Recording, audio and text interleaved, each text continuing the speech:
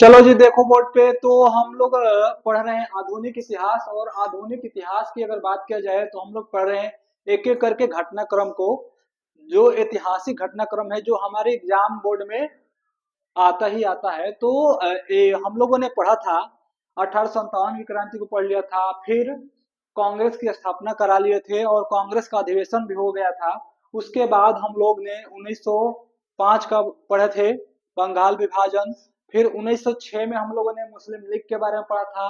1907 की घटना की बात किया जाए तो सूरत अधिवेशन हुआ था। यहाँ तक हम लोग पढ़ लिए हैं। अब अगला हम लोग का समय अगर टाइम की बात किया जाए तो 1908। 1907 के बाद क्या आएगा? 1908 आएगा। तो 1908 में क्या हुआ था? तो 1908 की अगर बात किया जाए तो खुदीराम बोस को फांसी दी गई थी। खुदीराम बोस जो थे उनको क्या कर दिया गया था? फांसी दिया गया था। ठीक है, क्योंकि हमारे इतिहास में जो हम लोग का सिलेबस है यूपी बोर्ड का इतिहास का घटनाक्रम ऐसे ही क्वेश्चन पूछा जाता है कि कौन से साल में कौन सी घटनाएं घटित थी। 1907 का बताया तो थे पिछले क्लास में, सूरत अधिवेशन। तो कांग्रेस का सूरत अधिवेशन हुआ था जिसमें नरम दल और गरम दल क्या हो गए थे? अलग हो गए थे। क्या हो गए थे? अलग हो गए थे। ठीक है, तो यहाँ तक चीजें क्लियर हो गया। ये 1908 का है टाइम पीरियड। 1908 में खुदीराम बोस को क्या हो गई थी? फांसी हो गई थी। ठीक है, ये क्यों हुई थी? तो इन्होंने ब्रिटिश शासन का क्या किया था? विरोध किया था। ठीक है, तो इसी के उसमें इनको क्या हो गई थी? फांसी हो गई थी। अब 1909 की घटना क्या थी? 1909 में कौन सी घटनाएं घटी थी? तो 1909 की अगर बात किया जाए तो मार्ले मिंटो सुधार हुआ था। 1909 में क्या हुआ था? तो मार्लो मिंटो सुधार, मार्लो मिंटो सुधार हुआ था। ये आएगा ही आएगा बोर्ड में, घटनाक्रम से क्वेश्चन। सुधार हुआ था, ठीक है, यानी मार्लो मिंटो सुधार हुआ था। ये 1909 की बात है। 1910 में कोई ऐतिहासिक घटना नहीं घटी थी, लेकिन 1911 में घटी थी। तो 1911 की बात किया जाए, 1911 इंपोर्टेंट है, यहाँ से क्वेश्चन भर भर के पूछे जाते हैं। स्टार वाला क्वेश्चन है 1911। 1911 में कौन कौन सी घटनाएं घटी थी? तो अगर बात किया जाए 1911 के घटनाक्रम को, तो पहला तो ये हुआ था कि दिल्ली दरबार लगा था। क्या लगा था?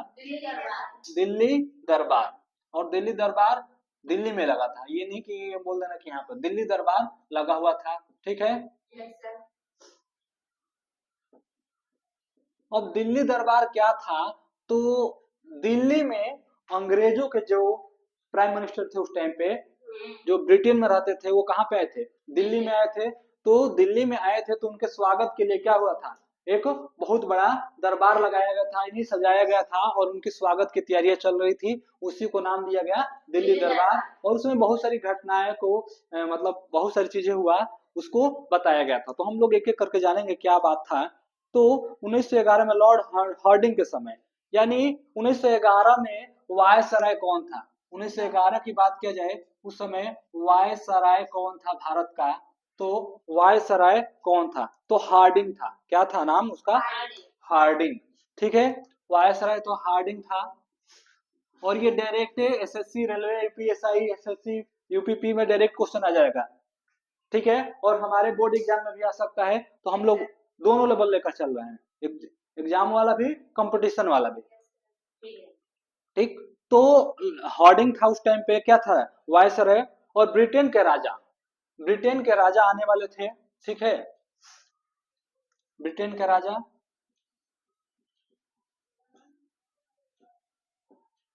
तो उस टाइम पे ब्रिटेन के राजा कौन थे? जॉर्ज पंचम। कौन थे? जॉर्ज पंचम। अच्छा, पंचम मतलब क्या होगा? पांचवा नंबर का। ठीक है, राजा के खानदान का कितने नंबर का? पांचवा राजा होगा वो। जॉर्ज नाम है, जॉर्ज 1 2 3 करते करते पांचवें नंबर पे आ गया तो क्या कहलाएगा? जॉर्ज पंचम। समझ में आया चीजें कैसे पंचम नाम पड़ रहा है? हाँ, जॉर्ज पंचम ब्रिटेन के राजा थे। वो कहाँ पे आए? भारत आए। कहाँ पे आया? भारत आए। अब भारत में कहाँ पे? दिल्ली। कहाँ पे? दिल्ली। इन्हीं के आने के खुशी में जो ब्रिटिश, क्योंकि उस टाइम पे किसकी सरकार थी? ब्रिटिश की सरकार थी, तो उन्होंने दिल्ली में दिल्ली दरबार लगाया था। ठीक है, यहाँ तक समझ में आई चीजें? कोई डाउट है तो पूछ सकते हो, नहीं डाउट है तो आगे देखो। तो आयोजन किया गया था, इसी को दिल्ली दरबार कहा गया। यानी ब्रिटेन के राजा भारत आए जॉर्ज पंचम दिल्ली, और उन्हीं के स्वागत के लिए दिल्ली का दरबार लगाया गया था, जिसे हम लोग क्या बोलते हैं? दिल्ली दरबार। ठीक है। इस दौरान 1911 में 3 घोषणाएं हुई। इस दौरान यानी जब दिल्ली दरबार लगा था तो 3 घोषणाएं हुआ था। इस दौरान दिल्ली दरबार में 3 घोषणाएं हुई। दिल्ली दरबार में 3 महत्वपूर्ण घोषणाएं हुई। कौन कौन सी 3 महत्वपूर्ण घोषणाएं थी, थोड़ा देख लेते हैं। ठीक है, और ये क्वेश्चन यहाँ से पूछा जाता है कि कौन कौन सी 3 महत्वपूर्ण घोषणाएं हुई थी। तो अगर बात किया जाए पहला, तो बंगाल का विभाजन को रद्द कर देना। बंगाल के विभाजन को क्या कर देना?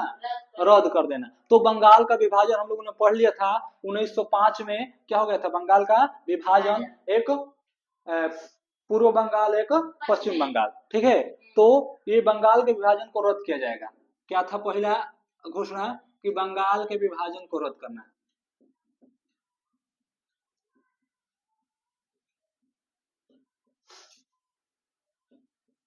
ये पहला घोषणा था दिल्ली दरबार में कि जो बंगाल का विभाजन हुआ था 1905 में, उसको क्या कर दिया जाए?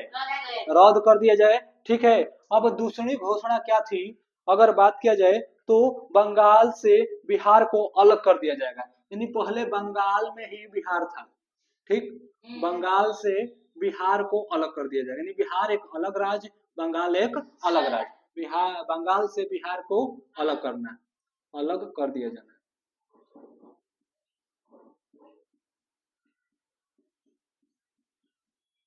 ये दूसरी महत्वपूर्ण घोषणा थी। ठीक है, 3 घोषणाएं थी, दूसरी है। और तीसरा है भारत की राजधानी। यही सबसे स्टार वाला क्वेश्चन है, इंपोर्टेंट वाला क्वेश्चन है कि भारत की राजधानी कलकत्ता से दिल्ली बनाई जाएगी। भारत की राजधानी कोलकाता से दिल्ली बनाई जाएगी, जो आज तक, अभी तक कहाँ है? दिल्ली ही।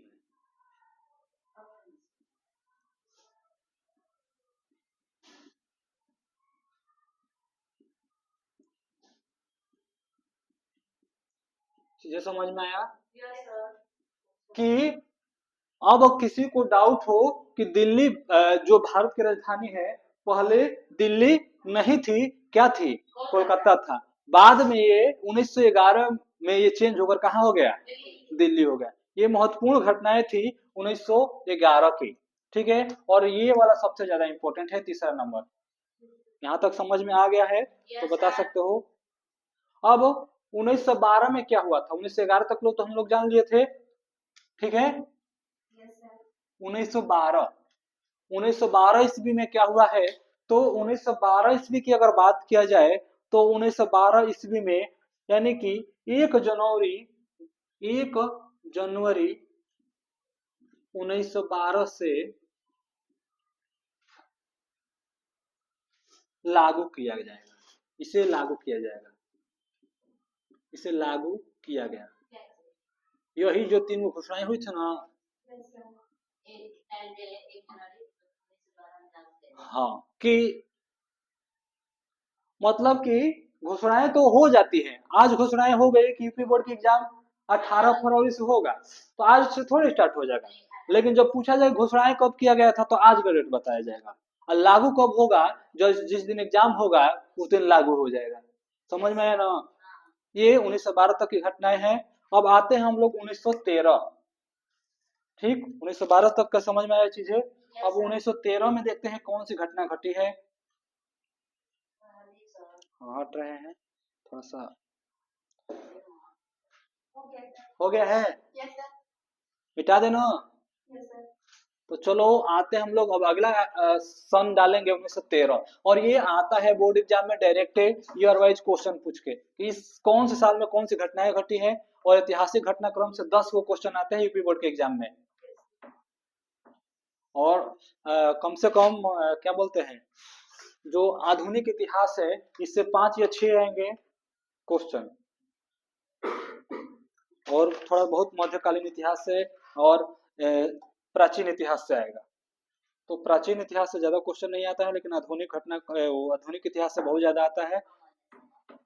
हाँ, तो इसको अच्छे से पढ़ना है, एक एक साल में कौन कौन सी घटना है, इस तरह से हमारा ये भी पता चल जाएगा कि भारत के आजादी के होने में मतलब हर एक साल लोगों ने क्या क्या महत्वपूर्ण काम किया है, तब जाकर हम लोगों को क्या मिली है, आजादी प्राप्त हुई। ऐसे नहीं है कि बस मुंह से आज बोल देते हैं कि हमें तो इतना छूट है, इतना ये है, उतना वो है, लेकिन इसको आजाद कराने में लोगों ने बहुत सारा क्या किया है, योगदान दिया है, अपने प्राणों को क्या कर दिए हैं, बलिदान दिए हैं, तब जाकर हम लोग आज इतना अच्छे से रह रहे हैं, बोल रहे हैं, चाहे कुछ भी कर रहे हैं।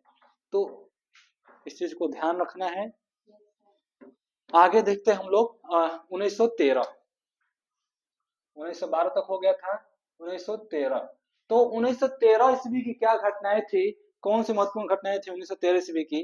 तो 1913 ईस्वी में गदर पार्टी की स्थापना हुई थी। कौन सी पार्टी की? तो गदर पार्टी, गदर मचाने वाली पार्टी थी। हाँ, कहाँ पे गदर मचाती थी? अंग्रेजों को। गदर पार्टी की स्थापना, यानी अंग्रेजों के छक्के छुड़ाने वाली पार्टी का नाम क्या था? गदी गदर पार्टी। ठीक है, तो गदर पार्टी की स्थापना हुई थी। अब बात करेंगे कि इस पार्टी की स्थापना किसने किया था, यानी कोई ना कोई तो होगा ना स्थापना करने वाला। अब इस गदर पार्टी की स्थापना करने वाले व्यक्ति का नाम था लाला हरदयाल, लाला हरदयाल, लाला हरदयाल। और लाला हरदयाल थे और सोहन सिंह भकाना, सोहन सिंह भकाना, हाँ सोहन सिंह भकाना, भकना, अरे कैसा भी नाम है, यही क्वेश्चन आता है, मेनली यही बोला जाता है कि लाला हरदयाल, लेकिन इसमें सोहन सिंह भी थे। ठीक है, अब स्थापना हो गया तो कहीं ना कहीं किसी न किसी जगह पे तो हुआ होगा, ऐसा तो है नहीं कहीं नहीं हुआ होगा। तो स्थापना हुआ था, यानी इसका मुख्यालय हेडक्वार्टर कहाँ पे है, यानी जो गदर पार्टी की स्थापना हुआ था तो हेडक्वार्टर कहाँ पे है? ये क्वेश्चन बहुत बार पूछा गया है एसएससी और रेलवे में कि गदर पार्टी की स्थापना कौन से देश में हुआ है, और बहुत भर के पूछा गया है, बीपीएससी में भी पूछा गया है। तो गदर पार्टी की स्थापना हुआ था San Francisco, San Francisco America, यानी अमेरिका में। ठीक है, सैन फ्रांसिस्को अमेरिका, अमेरिका में इस पार्टी की स्थापना किए थे कौन? लाला हरदयाल और सोहन सिंह। अब आते हैं सबसे महत्वपूर्ण 1914। क्यों सबसे ज्यादा खतरनाक है, सबसे ज्यादा महत्वपूर्ण है, कौन बताएगा? क्यों खतरनाक है 1914 या महत्वपूर्ण है?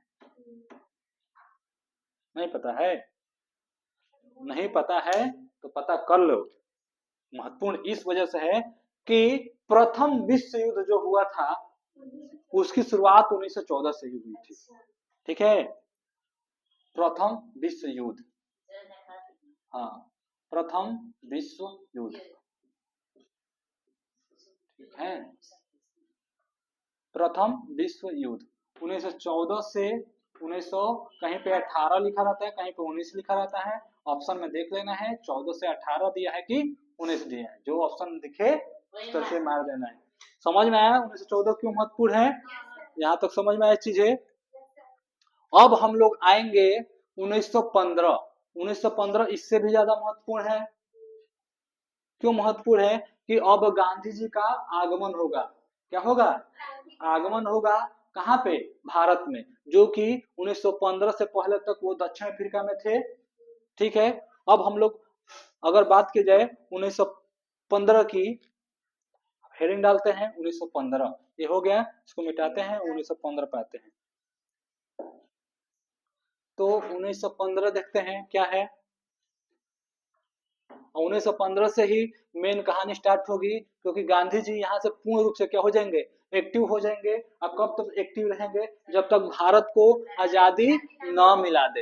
हाँ, जब तक आजादी, हाँ, पूरा अपने देश को आजाद दिलाने के लिए क्या करते रहेंगे, लड़ते रहेंगे, जब तक कि आजादी न मिल जाए। तो अगला हम लोग हेडिंग डालेंगे 1915, एकदम ऐतिहासिक घटनाक्रम में एक एक चीजें करते हुए हम लोग चल रहे हैं, ठीक है, ताकि हर एक साल जो बड़ी बड़ी घटनाएं हुई हैं उसको हम लोग क्या कर सकें, समझ सकें। तो 1915 कब की बात है, 1915। तो हाँ, ये सब बदला लेते हैं लोग। हाँ, 1915 की बात किया जाए तो 9 जनवरी, कब की बात है, 9 जनवरी 1915, ठीक है, गांधी जी का भारत आगमन। 9 जनवरी 1915 को गांधी जी का भारत आगमन।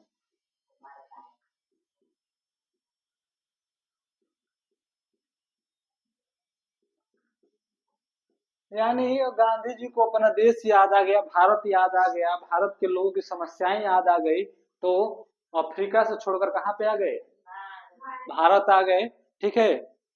ठीक वैसे ही जैसे कि हाँ, गांव वगैरह में क्या हो जाता है, कोई विवाद हो जाए तो देश विदेश में कहीं भी कोई कमाने वाला है, फट से आ जाता है कहाँ पे, घर पे, कहे लिए अपने घर को सुरक्षित करने के लिए। तो ठीक वैसे ही हाल था किसका, गांधी जी का नहीं, भारत का। क्यों, क्योंकि भारत पे किसका कब्जा था, अंग्रेजों का कब्जा था।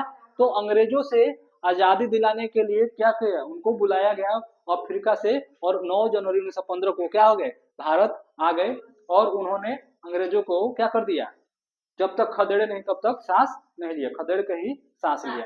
तो अब हम लोग आगे पढ़ेंगे महात्मा गांधी जी के बारे में, ठीक है। अब हम लोग हेडिंग डालो गांधीवादी युग, ये हो गया।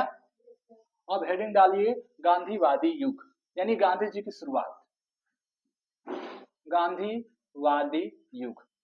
क्यों बोला जा रहा है गांधीवादी युग, तो क्योंकि गांधी जी यानी एक हाड़ मास का देह वाले इंसान ने पूरे पूरे भारत को या पूरे विश्व को अकेले क्या कर दिया था, अपने इशारों पे नचा दिया था। हाँ, पूरा विश्व क्यों बोला जा रहा है, क्योंकि इंग्लैंड के शासन थी उस टाइम पे, इंग्लैंड हर जगह मजबूत था, वहां तक को घुटने टेक दिए थे, ये टेकवा दिए थे। अब महात्मा गांधी हेडिंग डालो, थोड़ा डाल दी हो। तो गांधीवादी युग की शुरुआत होती है 1915 से। ये क्वेश्चन आ सकता है कि 1915 में क्या हुआ था, तो गांधीवादी यानी गांधीवादी युग की क्या हुई थी, शुरुआत हुई थी। हाँ, अब पहला क्वेश्चन बनेगा, गांधी जी के बारे में थोड़ा डिटेल्स हम लोग पढ़ लेते हैं। इनका जन्म, क्या, इनका जन्म, तो जन्म की बात किया जाए तो 2 अक्टूबर 1900 के 1800, हाँ, ये तो कहीं कोई 48 में तो मर ही गए थे, तो 1900 तो हो ही नहीं सकता है। 2 अक्टूबर 1869 ईस्वी को इनका क्या हुआ था, जन्म हुआ था, ठीक है। अगर बात किया जाए कि इनका पूरा नाम क्या था, या पिता का नाम भी लिख सकते थे, चलो पूरा नाम ही लिख लिया तो कोई बात नहीं। पूरा नाम क्या था इनका, क्वेश्चन डायरेक्ट आ जाता है, छोटे छोटे या मोटे मोटे एग्जामों में नहीं, छोटे छोटे एग्जामों में आ जाता है कि गांधी जी का पूरा नाम, तो था इनका मोहनदास करमचंद गांधी, ठीक है, मोहनदास करमचंद गांधी। हाँ, हाँ, करमचंद करम नहीं, करमचंद, करमचंद गांधी, ठीक है। पिता का नाम क्या था इनके, इनके पिता का नाम, तो इनके पिता का नाम था करमचंद गांधी, ठीक। हाँ, पहले के जमाने में ऐसा ही नाम रहता था कि लड़के का नाम में पिताजी का नाम क्या हो जाता था, ऑटोमेटिक जुड़ जाता था। पिताजी का नाम पता चल गया। अब जानते हैं इनके माता का नाम, इनके माताजी का नाम क्या था, तो इनके माताजी का नाम था पुतली बाई। क्या नाम था? हाँ, सुतली बाई मत कर देना लोग, नहीं तो गड़बड़ हो जाएगा, तो सुत दिए जाओगे। पुतली बाई इनके माताजी का नाम था। ठीक। अब बात किया जाए इनकी पत्नी का नाम। पत्नी का नाम क्या था इनके? तो कस्तूरबा गांधी। क्या नाम था? हाँ, कस्तूरबा गांधी इनके नाम पे कॉलेज भी है, कस्तूरबा गांधी के नाम पे स्कूल चलता है छोटे बच्चों का, 6 से 10 तक, शायद कि 1 से 10 तक। कस्तूरबा गांधी। अब गांधी जी क्या करते थे, कोई बता सकता है इनका पेशा क्या था? चरखी चलाते थे ना।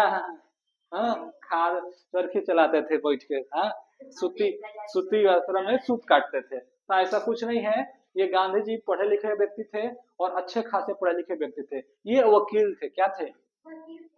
वकील। क्या थे? वकील थे। ठीक है। हाँ। अब आते हैं हम लोग मृत्यु पे। इनकी मृत्यु कब हो गई थी? तो मृत्यु के समय है 30 जनवरी 1948 को इनकी क्या हो गई थी? मृत्यु। यानी 30 जनवरी 1948 को इनको गोली मारकर मृत कर दिया गया था। ठीक है। तो ये इतना हो गया चीजें। अब थोड़े जानेंगे गांधी जी के बारे में विस्तार से कि गांधी जी क्यों महत्वपूर्ण है, क्यों इनका डिमांड है, क्यों इनको पूछा जाता है हर जगह। ठीक। तो गांधी जी वकालत करने के लिए कहाँ गए थे? इन्होंने वकालत कहाँ से की? वकालत। तो ये वकालत करने कहाँ गए थे? 1893 ईस्वी की वो बात है। 1893 ईस्वी में। हाँ, वकालत 1893 ईस्वी में। 1893 ईस्वी में ये वकालत करने। वकालत मतलब वकीलगिरी। वकालत मतलब जो वकील होते हैं ना, कोई लड़ाई झगड़ा विवाद होता है तो लोग कहाँ पहुंचता है? कोर्ट में पहुंचता है। कोर्ट में पहुंचा तो डायरेक्ट थोड़े जज के पास पहुंच जाओगे, वकील के पास जाओगे। ठीक। तो ये वकीलगिरी करते थे, नहीं वकालत करते थे। 1893 ईस्वी में ये वकालत करने इंग्लैंड गए। यानी ये पढ़ाई करने के लिए कहाँ पे चले गए? इंग्लैंड। हाँ, वकील के। और वहां से ये पढ़ाई कर लिए थे अच्छे खासे। फिर गुजरात के थे ये, पोरबंदर के। तो गुजरात के एक आदमी दक्षिण अफ्रीका में था और उसको बहुत बड़ी समस्या थी और वो समझ में नहीं आ रहा था कैसे हम सुधार करें। तो गांधी जी को फोन किया कि भैया क्या करो, मेरा केस लड़ने के लिए कहाँ आ जाओ, दक्षिण अफ्रीका आ जाओ। कहाँ आ जाओ? दक्षिण अफ्रीका। तो ये भारत छोड़कर कहाँ पे चले गए?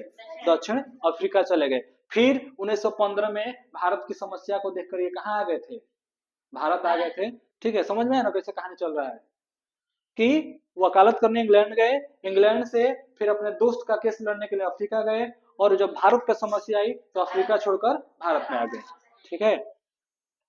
तो दक्षिण अफ्रीका में गांधी के 2 आश्रम हैं। ये क्वेश्चन बहुत बार पूछा गया है कि गांधी जी के दक्षिण अफ्रीका में कितने आश्रम हैं? गांधी जी के दक्षिण अफ्रीका में कितने आश्रम हैं? हाँ, दक्षिण अफ्रीका में 2 आश्रम।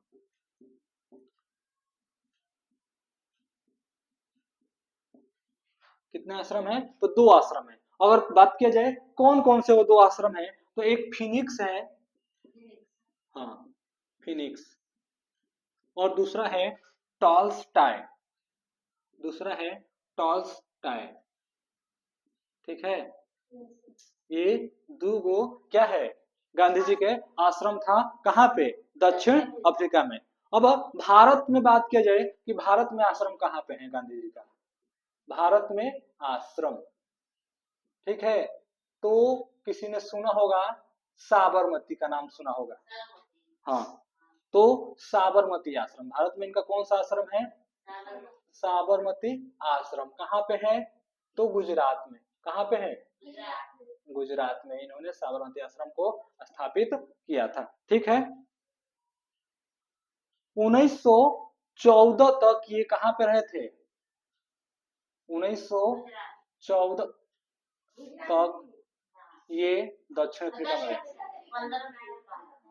दक्षिण अफ्रीका, दक्षिण अफ्रीका में रहे थे। ठीक है।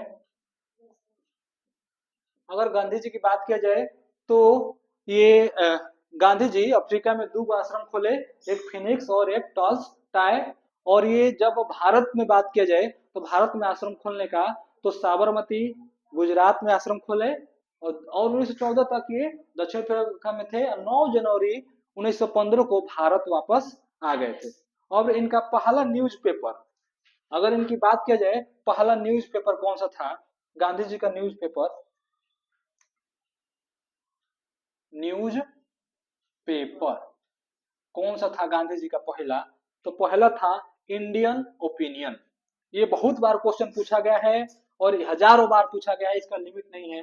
Indian Indian opinion. ओपिनियन तुम्हारे बुक में भी जो इतना सब पढ़ोगे महाभारत, तो इसमें कहीं ना कहीं ये नाम आएगा, इंडियन ओपिनियन। इंडियन ओपिनियन इनका न्यूज़पेपर था, ठीक है। और एक दूसरा था हिंदू स्वराज या हिंद स्वराज, ठीक है, हिंद स्वराज। ठीक, समझ में आया?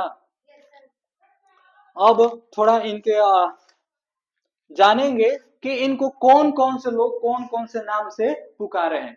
तो हम आगे जब क्लास चलेगा हम लोग का गांधीवादी युग, ये पार्ट 1 था गांधीवादी युग का, ठीक, पार्ट 1 यानी महात्मा गांधी जी के बारे में पार्ट 1 था।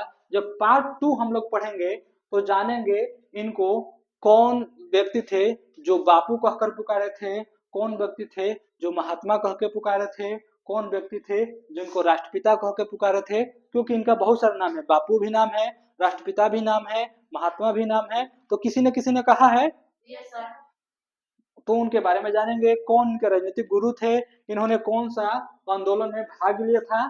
एक एक चीज करके चीजों को क्या करेंगे, पढ़ते हुए चलेंगे जब तक भारत को आजादी न मिल जाए। तो आज इतना ही तक रहने देते हैं।